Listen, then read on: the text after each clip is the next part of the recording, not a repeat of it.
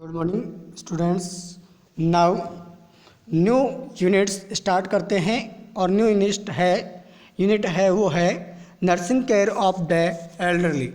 यानी कि इसके अंदर जो एजिंग पर्सन्स होते हैं, जो बूढ़े लोग होते हैं, उनके बारे में उनकी केयर किस तरह से करनी चाहिए उनकी स्टडी करेंगे। इनमें से कुछ सिलेक्टेड टर्म्स होते हैं जो इस यूनिट के अंदर बार बार आएंगे। उनकी सबसे पहले मैं इसके अंदर आपको डेफिनेशंस बता देता हूँ उनकी। फर्स्ट है जियाट्रिक नर्सिंग। जियाट्रिक नर्सिंग का मतलब होता है कि geriatric nursing is the speciality that concern itself with the provision of nursing services to geriatric और ओल्ड इंडिविजुअल्स। यानी कि नर्सिंग की वो केयर्स जो केवल बूढ़े लोगों को या जो एज्ड पर्सन होते हैं उनको दी जाती है, उसको अपन कहते हैं जियाट्रिक नर्सिंग कहते हैं। सेकंड है जीरेनोटोलॉजी। जीनेटोलॉजी का मतलब होता है कि gerontology is defined as the scientific study of the process and problem of agings. यानी कि जियाट्रिक नर्सिंग वो मेडिकल साइंस की वो ब्रांच है जिसके अंदर साइंटिफिक रूप से अपन अध्ययन करते हैं किसका, जो जियाट्रिक पर्सन्स होते हैं, जो बड़े लोग हो जाते हैं, एज्ड पर्सन होते हैं, उनकी जो प्रॉब्लम्स होती है उनकी अगर कोई स्टडी की जाती है तो वो जियाट्रिक पर्सन्स के अंदर आती है। उसके बाद में एल्डरली केयर्स। एल्डरली केयर्स का मतलब भी यही है कि एल्डरली केयर और simple care is the fulfilment of a special need and requirement are the unique to senior citizens. यानी कि अगर कोई सीनियर सिटीजन्स है, कोई ओल्ड पर्सनस है, उसका अगर अपन केयर कर रहे हैं तो वो केयर है वो एल्डरली केयर कहलाती है। नेक्स्ट है जियाट्रिक्स। जियाट्रिक्स का मतलब होता है geriatric is the defined as the branch of medicine concerns with medical problems and old peoples. यानी कि जियाट्रिक्स का मतलब है कि ब्रांच है मेडिकल साइंस की जिसके अंदर कंसर्न किया जाता है मेडिकल प्रॉब्लम और care of the old peoples की। नेक्स्ट अपन बात करते हैं एल्डर एब्यूज की। एल्डर एब्यूज का मतलब है कि is any form of mistreatment that result in harm और लॉस ऑफ ओल्डर पर्सन्स। यानी कि एल्डर एब्यूज का मतलब है कि अपन ट्रीटमेंट करने में किसी तरह की प्रॉब्लम्स कर रहे हैं या फिर किसी भी ओल्ड पर्सन्स को हार्म पहुंचा रहे हैं, नुकसान पहुंचा रहे हैं, उसको किसी चीज़ का लॉस पहुंचा रहे हैं, तो वो होता है एल्डर एब्यूज। अब नेक्स्ट है एल्डरली नेग्लेक्टेड। नेग्लेक्टेड का अर्थ है neglected is the failure of care givers to fulfil his or her care giving responsibilities. यानी कि नेग्लेंसी का मतलब ये है कि अगर एक पर जो केयर गिवर्स है वो किसी तरह का मिस ट्रीटमेंट करता है या पूर्णतः केयर नहीं करता, केयर करने में फेल हो जाता है, तो अपन उसको क्या कहते हैं नेग्लेंसी के अंदर उनको काउंट करते हैं। इसके अलावा अगर नेक्स्ट अपन बात करें कि जियाट्रिक नर्सिंग होती क्या है, तो जियाट्रिक नर्सिंग की बात करें तो जियाट्रिक नर्सिंग है it is the specially that concern itself with the provision of nursing services to geriatric और एज्ड इंडिविजुअल। यानी जियाट्रिक नर्सिंग वो नर्सिंग है जिसके अंदर केवल जो ओल्ड पर्सन्स होते हैं, जो सीनियर सिटीजन्स होते हैं, उनकी अगर केयर करते हैं तो वो आता है जियाट्रिक नर्सिंग के अंदर। नेक्स्ट अगर बात करें इसकी अदर डेफिनेशंस की, तो अदर डेफिनेशन के अंदर कह सकते हैं कि geriatric come from the Greek words geras. यानी कि ये जो ग्रीक वर्ड ग्रास है उससे मिलकर बना हुआ है। ग्रास का अर्थ होता है ओल्ड एज और ये एक मेडिकल साइंस की एक ब्रांच है। नेक्स्ट अपन बात करते हैं कि इसके अंदर थ्योरीज थी, तो थ्योरीज के अंदर अपन बात करेंगे। उसके बाद में नेक्स्ट है assessment of the older adults. यानी कि assessment of the older adults, जो ओल्डर एडल्ट्स होते हैं उनका असेसमेंट किस तरह से किया जाएगा उसके बारे में अपन इसके अंदर अध्ययन करते हैं। तो सबसे पहले है care giver assessment is the foundation of the care for all patients regardless of age. यानी कि इसके अंदर जो अपन केयर करते हैं, जो असेसमेंट करते हैं, वो फंडामेंटली ये ध्यान रखते हैं कि अपन ओल्डर पर्सनस का एज के अकॉर्डिंग अपन असेसमेंट करें। To identify the problem and need of the older adults, और इसके अंदर अपन आइडेंटिफिकेशन करते हैं, पहचान करते हैं कि उसके प्रॉब्लम समस्या क्या है। नीड ऑफ ओल्डर एडल्ट्स यानी कि जो बूढ़े लोग हैं उनकी आवश्यकता क्या है, उस आवश्यकता को।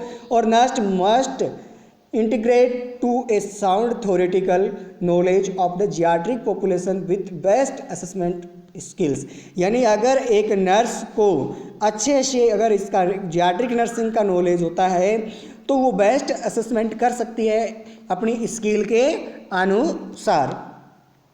नेक्स्ट है व्हेन असेसिंग एल्डरली पेशेंट, जब अपन एक एल्डर पर्सनस का असेसमेंट कर रहे हैं, you will find that they differ greatly from patient of other age groups. ये क्या होते हैं, बहुत ज़्यादा हार्ड्स होता है अदर पेशेंट की बजाय अगर इनका अगर अपन असेसमेंट करते हैं तो।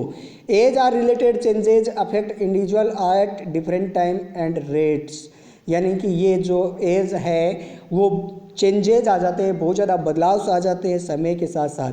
नेक्स्ट है कंपोनेंट ऑफ जियाट्रिक असेसमेंट। जियाट्रिक असेसमेंट के अंदर कौन कौन से कंपोनेंट्स होने चाहिए, तो फर्स्ट इसके अंदर अपन देखते हैं क्या है कि a comprehensive health assessment on a older people persons involves, यानी कि एक अगर एल्डर पीपल्स का है अगर असेसमेंट कर रहे हैं तो अपने कॉम्प्रिहेंसिव असेसमेंट के लिए क्या क्या आवश्यक होता है।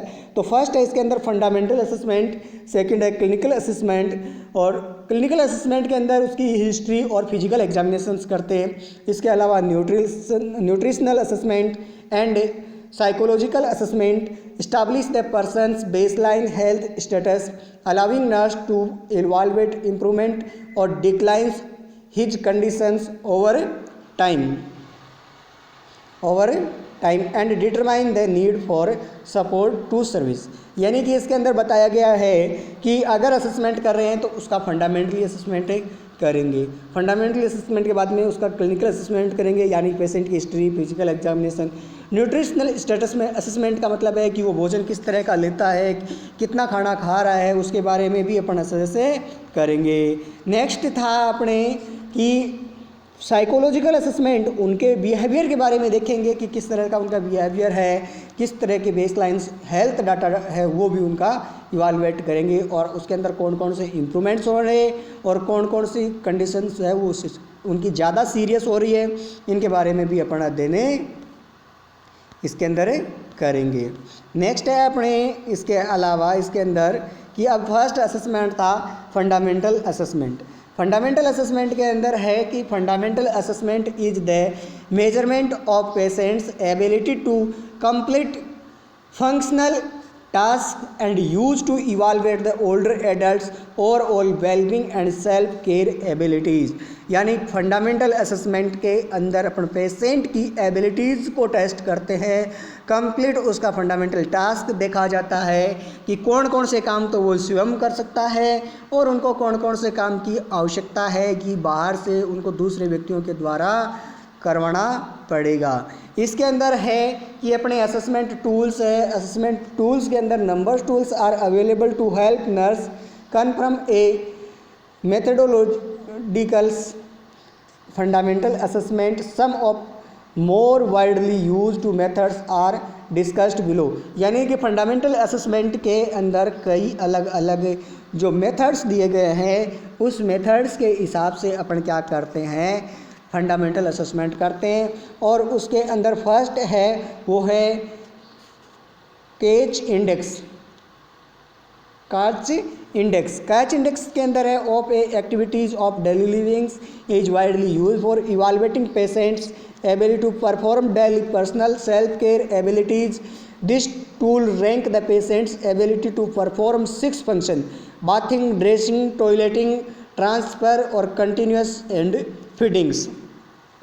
यानी कि इसके अंदर अपन एज्ड पर्सन होते हैं, उस एज पर्सन के अनुसार अपन पर्सन की एबिलिटीज़ देखते हैं कि कौन कौन से काम तो वो स्वयं कर सकता है और कौन कौन से कामों की उनको दूसरे व्यक्ति की आवश्यकता पड़ सकती है। इसी के लिए 6 फंक्शंस को मेन माना गया है, जिसके अंदर बाथिंग्स वो स्वयं स्नान कर सकता है या दूसरों को करवाना पड़ेगा, स्वयं ड्रेसिंग कर सकता है या दूसरों से करवानी पड़ेगी, टॉयलेट वो खुद कर सकता है या उसके लिए भी बिठाने की या दूर ले जाने की उनको आवश्यकता पड़ती है, ट्रांसफ़र एक स्थान से दूसरे स्थान पर वो जा सकता है या अपन भेजना पड़ेगा उनको या उनको ले जाना पड़ेगा, या फीडिंग्स वो भोजन खुद कर सकता है और वो खुद कर सकता है तो सामान खुद ला करके कर सकता है, या बैठे बैठे उनको सामान देने से वो फीडिंग्स कर लेगा भोजन देने से, या उसको भोजन को मुंह तक पहुंचाना पड़ेगा, या उनके राइस ट्यूब वगैरह लगा करके सीधे स्टोमक्स में भोजन भेजना है।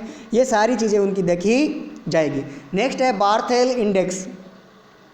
बार्थेल इंडेक्स, और बार्थेल इंडेक्स के अंदर है this type of tools help to assess patients capacity for self care, यानी कि इसके अंदर भी पेशेंट की स्वयं की कैपेसिटी चेक करेंगे सबसे पहले कि वो कितना काम स्वयं कर सकता है। इट इवाल्वेट 10 आइटम्स, इसके अंदर 10 आइटम्स को किया गया है, इंक्लूड्स, उसमें जो फर्स्ट है वो है फीडिंग्स, खाना खुद खा सकता है, moving from wheel chair to bed और रिटर्निंग्स, यानी कि वो बेड तक स्वयं जा सकता है, मूव कर सकता है, व्हील चेयर की सहायता से जा सकता है, गेटिंग ऑन सोप दैट टॉयलेटिंग्स के लिए जा सकता है, बाथिंग्स कर सकता है यानी स्नान स्वयं कर सकता है या स्नान के लिए दूसरे व्यक्तियों की आवश्यकता रहेगी, या walking on level surface of a probabling और wheel chair, going up down stairs, dressing and under dressings, maintain below incontinence and controlling the bladders, यानी कि इन चीज़ों का भी ध्यान रखते हैं कि वो स्वयं चल सकता है कि नहीं चल सकता है, व्हील चेयर पर उनको बिठाना पड़ेगा या स्वयं बैठ सकता है, गोइंग अप एंड डाउन यानी खड़ा हो सकता है, बैठ सकता है, जा सकता है क्या, ड्रेसिंग कर सकता है क्या, अंडर ड्रेसिंग्स कर सकते हैं क्या, या फिर उसकी बोवल मूवमेंट्स हैं वो कंट्रोल है कि नहीं, ये सारी चीज़ें उनको देखेंगे अपन। नेक्स्ट है लोटोन स्केल।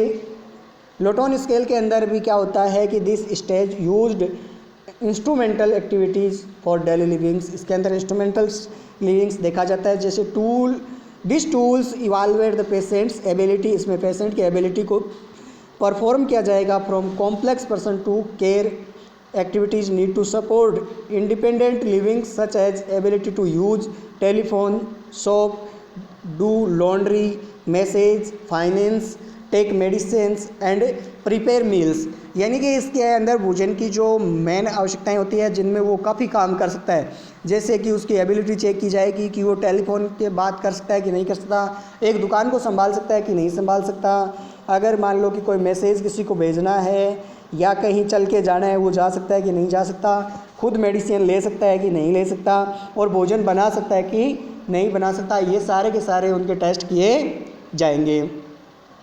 नेक्स्ट इसके अंदर नेक्स्ट बात करते हैं कि physical examination.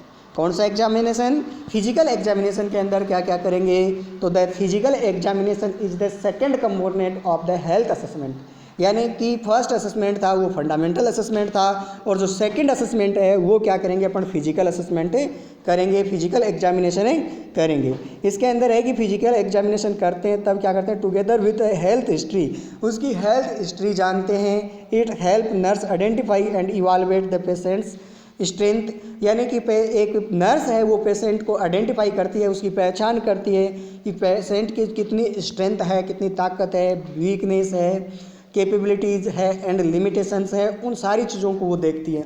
Use the inspection palpation, इसके अंदर वो यूज़ कर सकती है इंस्पेक्शन का, पाल्पेशन का, परक्यूशन का एंड अस्कल्टेशन का, टू गैदर ऑब्जेक्टिव डाटा, और ये सारे के सारे वो ऑब्जेक्टिव डाटा को कलेक्ट कर सकती है। इंस्पेक्शन का, पाल्पेशन और परक्यूशन और अस्कल्टेशन के द्वारा जो डाटा कलेक्ट होते हैं उनको वो क्या करेगी, अपनी जो रिपोर्ट्स है उसके अंदर लिख करके रखती है।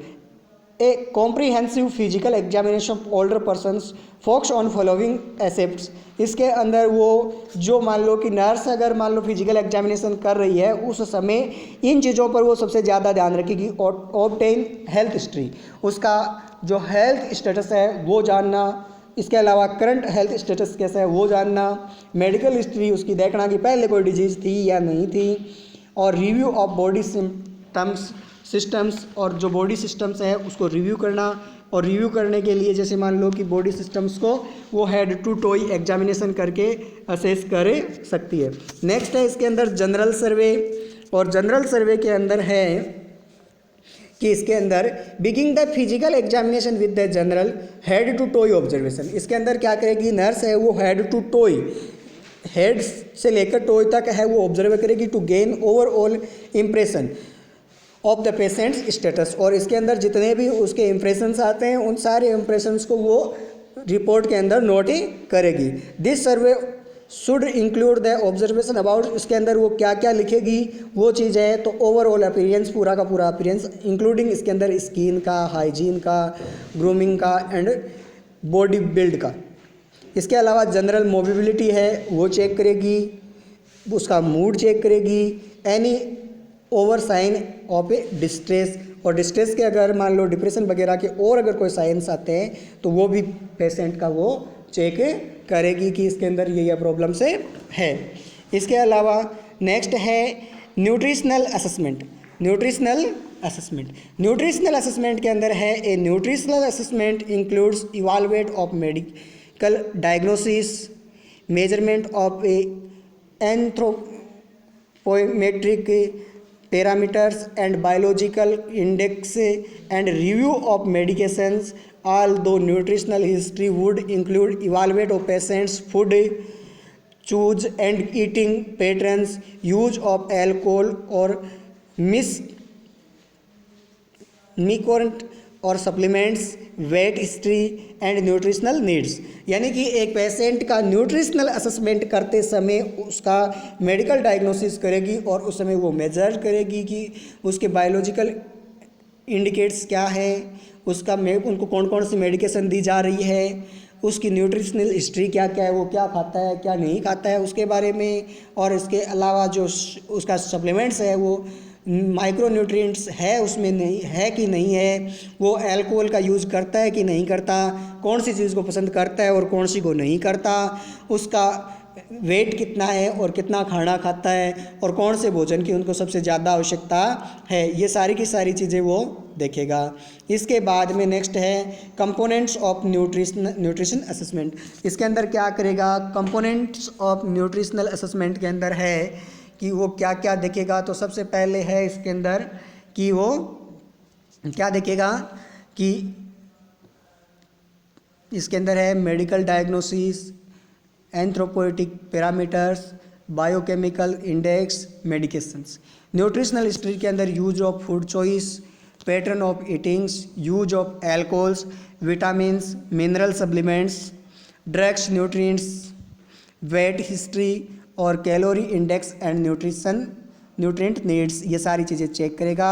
इसके अलावा अदर कंपोनेंट्स के अंदर वो उसकी एक्टिविटी, एक्सरसाइज को चेक करेगा। इसके अलावा साइकोसोशियल इश्यूज़ के बारे में देखेगा, और नॉलेज ऑफ न्यूट्रिशन के बारे में उसको कितना नॉलेज है उसके बारे में वो हिस्ट्री कलेक्ट करेगा। उसके बाद अपन नेक्स्ट है वो टॉपिक्स क्या है कि नॉर्मल एजिंग प्रोसेस क्या होती है। नॉर्मल एजिंग प्रोसेस क्या होती है, तो नॉर्मल एजिंग प्रोसेस के अंदर है कि normal ageing is a normal part of human development. Age है वो ह्यूमन डेवलपमेंट का नॉर्मल प्रोसेस है, नॉर्मल पार्ट है। ए पैटर्न ऑफ एजिंग, यानी कि इसका पैटर्न कैसे रहता है, what happens, how and when, कैसे ये घटित होता है, vary greatly among older peoples. Ageing is a normal universal progressive irreversible process, यानी कि ये नॉर्मल प्रोसेस है, यूनिवर्सल की मतलब सार्वभौमिक सत्य है कि ये बुढ़ापा एक दिन आएगा। प्रोग्रेसिव का मतलब लगातार आता है बुढ़ापा, और इरिवर्सिबल प्रोसेस का मतलब है कि बुढ़ापे से वापस व्यक्ति जवानी में नहीं आ सकता है। एक बार अगर बुढ़ापा आ गया तो वापस वो व्यक्ति जवान नहीं होता, बच्चा नहीं बनेगा, इरिवर्सिबल होता है। नेक्स्ट है the human life span follow recognise the patterns from birth to death, यानी कि एक व्यक्ति का जीवन है वो बचपन से शुरू होकर, जन्म से शुरू होकर डेथ पर ख़त्म होता है, एंड हो जाता है वहाँ पर।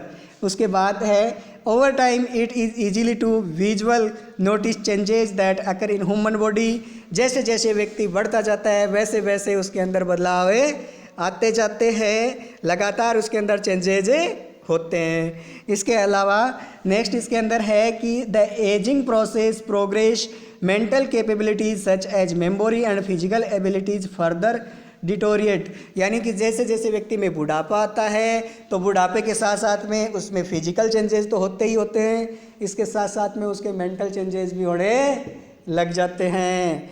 उसके दिमाग की जो कंडीशन होती है वो भी धीरे धीरे कमज़ोर होने लग जाती है, उसकी मेमोरी है वो लॉस हो जाती है। और व्यक्ति जैसे जैसे बड़ा होता जाता है वैसे वैसे, जैसे मान लो बुढ़ापा आया, बुढ़ापे में व्यक्ति को कुछ भी याद नहीं रहता, हर एक चीज़ वो भूलने लग जाता है। तो ये था आपके जो assessment of the older adults का असेसमेंट किस तरह से करेंगे। अब इसके अलावा एक छोटा टॉपिक और है कि इन्वायरमेंटल फैक्टर्स कौन से होते हैं और सोशियो इकोनॉमिक्स फैक्टर कौन से होते हैं। इसके बाद अपन सीधा अगली जो क्लास होगी उसके अंदर अपन पढ़ेंगे age related body systems changes. यानी जैसे जैसे एज आती है वैसे वैसे बॉडी के अंदर कौन कौन से चेंजेज होते हैं उनके बारे में अपन स्टडी करेंगे। Thank you.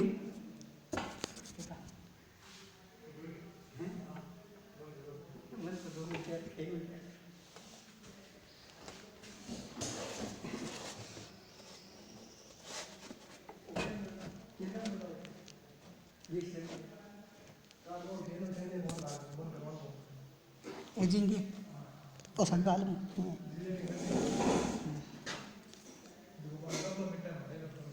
और